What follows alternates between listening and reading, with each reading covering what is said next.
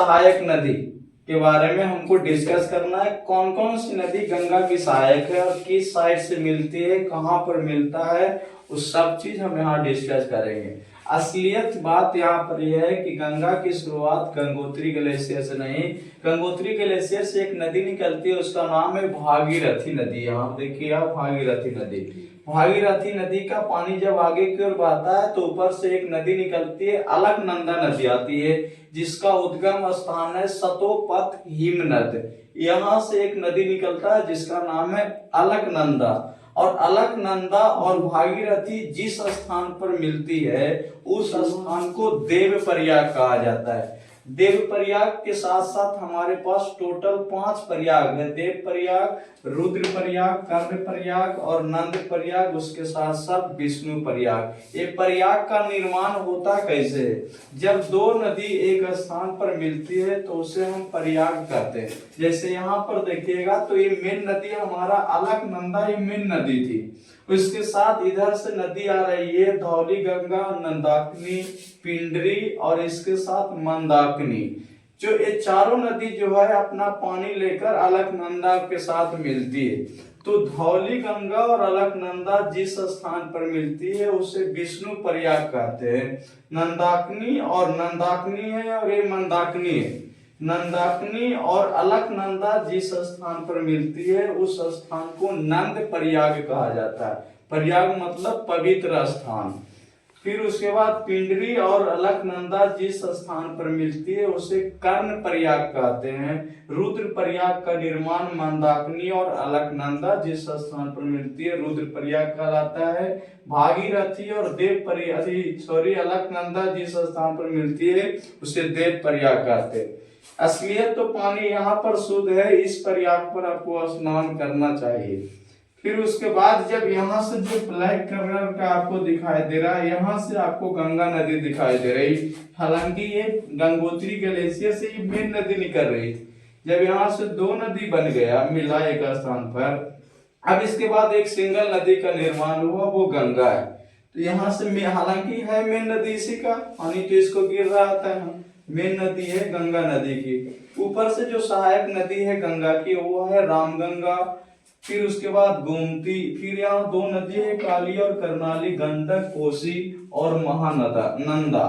नीचे से जो सबसे लंबी नदी है गंगा की वो है यमुना। यमुना गंगा की सबसे लंबी नदी, बड़ी नदी है, जो प्रयागराज स्थान पर आकर मिलती है। फिर उसके बाद नीचे से सोन नदी हो गया, दामोदर नदी, फिर हुगली नदी, ये सब आपका सहायक नदी। यहाँ पर ध्यान से देखिएगा, रामगंगा नदी जो है पानी लेकर अपना जो जिस स्थान पर गंगा के साथ मिलती है वो स्थान है कन्नौज, मध्य प्रदेश।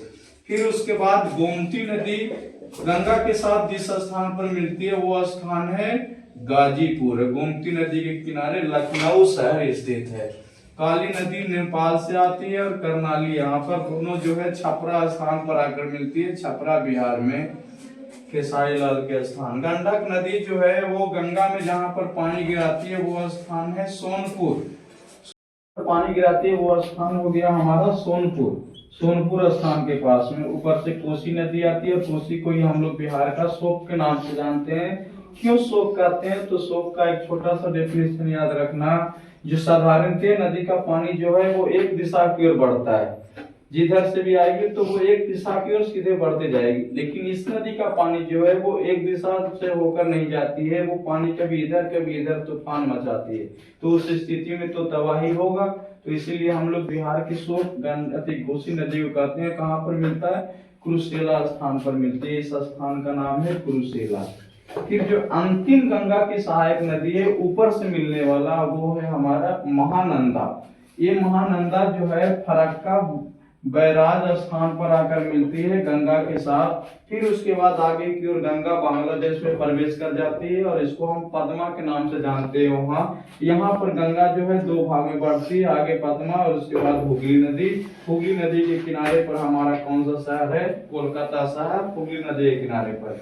हुगली का ही एक सहायक नदी यहाँ पर दामोदर, जो छोटा नागपुर के पहाड़ से निकलता है, दामोदर नदी, और हुगली नदी में इसकी पानी गिरती है।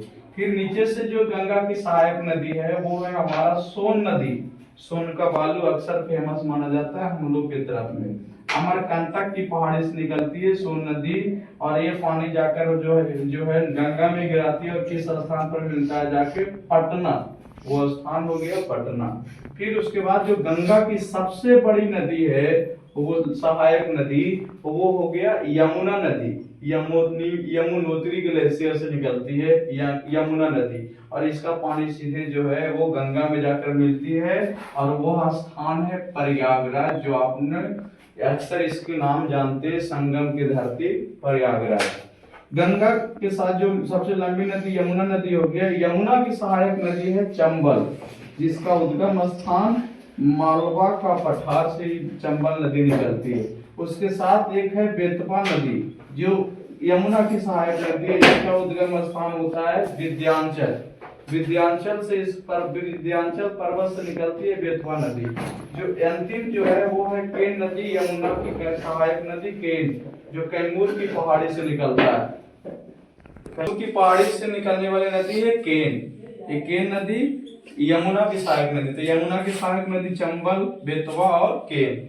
चंबल, बेतवा और केन। चंबल मालवा का पठार से निकलता है, बेतवा विंध्याचल पर्वत से, और केन कैमूर की पहाड़ी से निकलती है। और तीनों नदी जो है वो यमुना में जाकर मिलती है। एक स्थान है इटावा, हमीरपुर और बांदा, इस स्थान पर मिलती है। और ये तीनों जो है पानी गंगा में जाकर गिराता है, और वो स्थान है प्रयागराज।